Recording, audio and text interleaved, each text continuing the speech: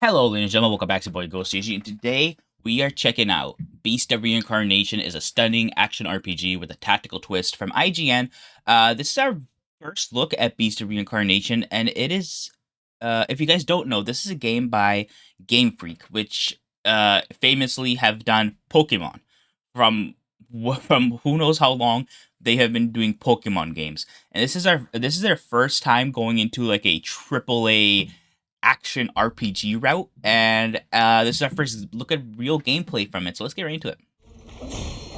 Oh, and just like that, look at that. Is 2026 the year of the video game sidekick? Ooh. Grace had Leon to bail her out in Resident Evil Requiem. Hugh had Diana to hack killbots for him in Pragmata.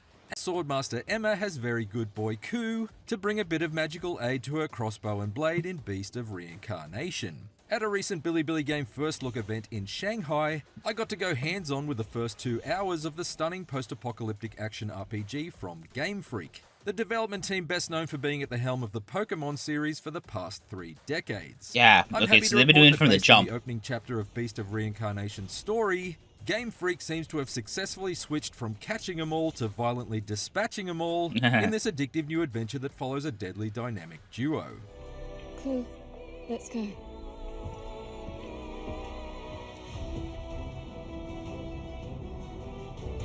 Beast of Reincarnation hooked me from minute 1. Its story opens smack bang in the middle of a war zone and wastes little time in introducing the core combat concepts. Okay. Faced with hordes of blighted beasts that are the result of fauna fusing with flora, imagine Pokemon's Bulbasaur in his absolute angriest evolution, Emma can pull off fast sword-slashing combo attacks, as well as parries to open up her gnarly enemies to satisfyingly grisly finishing moves. Okay. So they got guard, break their stamina, break their guard, insta kill. The crossbow strapped to her wrist, Oh, allowing sick. her to take out flying foes at range with rapid-fire bursts that feel supremely responsive. So far, so fairly standard. However, it's the inclusion of Emma's loyal dog companion Ku that adds a satisfyingly tactical twist to Beast of Reincarnation's predominantly blade-based melee system. Ku will automatically attack the enemies in Emma's vicinity with a range of bites and tail whips, but with a tap of a button the battlefield is briefly suspended in super slow motion, allowing you to choose from up to 6 different special abilities at Ku's disposal in order to gain the upper hand against the enemy hordes. Okay. I spent much of my hands-on with Beast of Reincarnation blasting enemies with fireballs from my furry little friend, Oh, but sick. I was also able to draw roots up out of the ground to shatter the shields of more heavily armed opponents, and even tangle around the ankles of some of the bigger beasts I faced, binding them to the spot and allowing me to sneak in a few sword strikes with Emma's katana while the monster struggled to be free. Oh, wow, cool. What's neat is how Emma's and Ku's unique abilities are strengthened by the special bond they share. Each of Ku's attacks requires a specific number of fluorescence points to pull off, effectively like using mana or magic points in a JRPG, and the only way you can earn those points is by nailing parries with Emma's sword. Thus, parrying attacks is paramount. Okay. But thankfully, the timing window for parries feels quite generous, so don't feel like you'll need to be a hard-tuned action RPG aficionado to be able to pull off Emma's throat-cutting counters. Alright. And to be clear, Beast of Reincarnation's difficulty can be dropped down or ratcheted up at any moment via the pause menu. Alrighty. Cool. Equally, Ku's attacks give Emma some welcome buffs in return. For example, whenever Ku blasts his fireball attack at an enemy, every hit that lands successfully will recover a small percentage of her total HP. Nice. Oh, If you manage to nail the on-screen QuickTime events that trigger as each of Ku's attacks are deployed, that will replenish an even more substantial chunk of Emma's health bar. This was admittedly fairly easy to do during the opening stretch of the game, but I was told that the QuickTime events will become more elaborate as Ku's attacks grow more powerful. okay. I was just thinking, like, that's a very quick...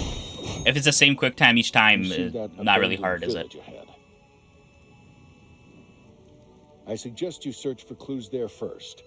Once I'd battled through the action-packed but ultimately linear opening stretch, Emma and Ku were unleashed into Beast of Reincarnation's post-apocalyptic slice of Japan. To be clear, there isn't an open world to explore here. However, Okay. Beast of Reincarnation's story is set across multiple quarantine zones, Each a sprawling sandbox packed with secrets to find, a Also, it's variety semi. of enemies to encounter both monstrous and mechanical, and a single major boss beast to track down and eliminate. Given that my time with the story was short, I decided to focus on completing the main objectives. But I certainly felt the pull to explore the ruins of the Oguchi buffer zone's landscape, with the numerous collapsed structures and rusted out mechs that littered the horizon just begging to be more closely examined. Actually maneuvering your way around the wilds of Beast of Reincarnation is a consistent blast. In what might be the best use of a video game heroine's hairdo since Bayonetta's magical mane was first let loose from her ponytail, Emma can use her hair in a number of interesting ways to find new paths through her surroundings. Oh, wow. Her fabulous follicles bind together to form solid vines that can whip her to distant ledges like a grappling hook. Cool. But they can also form temporary stilts beneath her feet whenever you hold down the jump button, giving her a boost up to out-of-reach places like a pair of Hair Jordans. Wow, okay. However, my favourite use of Emma's tricked out tresses is her ability to form log-like platforms in front of her by holding down the right trigger.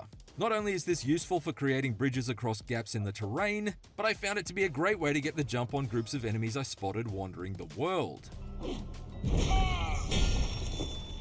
By scrambling up to a vantage point and beaming out a bridge in the air over their heads, I was able to drop down for satisfying stealth attacks and tear robot sentries to shards of scrap before sick. they'd even noticed I was there.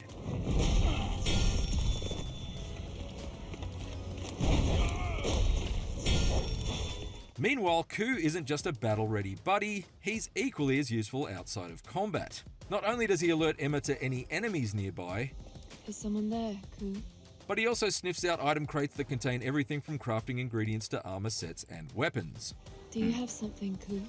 Oftentimes it's not enough just to locate these treasure chests though, since many of the ones I found remained trapped behind shuttered doors or required me to solve combination locks in order to open them, Okay. suggesting the need for some environmental puzzle solving that I didn't have time to slow down for during my hands-on. Although, in hindsight, I probably should have made the time to properly scavenge for those optional goodies, because I went into Beast of Reincarnation's first boss fight a little underleveled, and got absolutely trounced by an enormous mutant stag. Keep moving. It might seem a lumbering giant, but it's something extraordinary. This was the first of the Nushi, the corrupted mega beasts that are unique to each zone of the map, and I initially struggled to parry the powerful swiping attacks of its antlers and the deadly spikes it shot from afar, leading me to swift deaths in my first couple of attempts. Ooh. Thankfully, on my third try, I located a campfire overlooking the monster's lakeside lair, complete with a strong box containing chainmail armor to boost my defense. Oh, wow, And I was okay, finally nice. able to lock in and defeat the deadly deer with a combination of counters, Ku's support abilities, and some well-placed shots from the long-range bow I'd swiped from a dying robot earlier. Oh, wow, that bow's Felt doing truly damage. triumphant to topple this rampaging Rudolph, but my celebrations were sadly short-lived. Though the battle was won, the war wasn't over, and the wounded monster retreated to its lair, likely to be encountered again later in the story. It's retreating. Back to its lair, maybe? Beast of Reincarnation may feature flashy combat and enjoyable exploration, but there's clearly quite a lot more going on beneath the surface. And I don't just mean deep within one of the numerous underground bunkers I was able to rummage around in during my hands-on. Ooh. At a number of times, my mission objectives would lead me back to Emma and Ku's mobile base of operations, which was kind of like Death Stranding 2's DHV Magellan, only with fewer A-list actresses posing for photos. It's here that you can hose the blood off Ku's fur and arrange your loadout for your next objective, but at least during the story's opening hours, it's also where some playable flashbacks are triggered in order to flesh out the backstory behind how Beast of Reincarnation's post-apocalyptic world came to be. I'm hesitant to reveal too much about these sections for fear of story spoilers, but I will say that I enjoyed discovering the dramatic circumstances in which Emma and Ku first met and formed their unbreakable bond. Additionally, being without Ku for much of these story stretches forced me to really get to grips with the basics of Beast of Reincarnation's swordplay, since I wasn't always able to lean on my magical man's best friend to bail me out during a battle. We don't have to wait long to find out if the thrills of Beast of Reincarnation's companion-based combat, terrific traversal mechanics, and imposing boss fights will go the distance. Since Game Freak's action RPG is set to arrive on PlayStation 5, Xbox Series X and S, and PC on August 4th. There's Oh, it's still not too a far. lot to dig into here, from its skill trees to crafting Oh, wow. and cooking systems, But based Cooking on its systems. opening hours, I can say that Beast of Reincarnation has already got its claws into me. And before you ask, yes, you can absolutely pat the dog. Oh yes, that's a fucking 10 For out of more 10, IGN bud. previews, check out our hands-ons with Monster Fantasy and Resonance of Plague Tale Legacy. And for everything else, Alright. stick with IGN. Well, there you have it, ladies and gentlemen. There's Beast of Reincarnation. Our first proper look at gameplay, and it's an action RPG. So we do get different armor sets, weapons, it looks like. Maybe the sword stays the sword, but we get like a crossbow and a bow. And he said he picked up the bow from an enemy. We have a skill tree, but they didn't show the skill tree here. Skill tree for both her and the dog. Sorry, I'm just looking at... And the combat looks fun. It looks fast-paced. It's very much a parry system where you have to break the guard and kind of get the execute. Your companion can put down support, you know, throw down some fireballs, throw down some vines and stuff. Very nature, a lot of nature aspects. Even with the main character, her hair kind of turns into vines and like tree trunks and can help you traverse.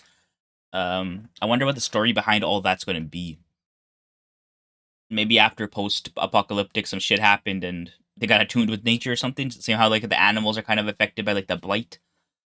But yeah, it looks cool. It looks like a lot of fun. I'm definitely gonna be checking it out in August when it comes out. But with that being said, that's really it. Hope you guys enjoyed. I'll see you guys next time. Peace out.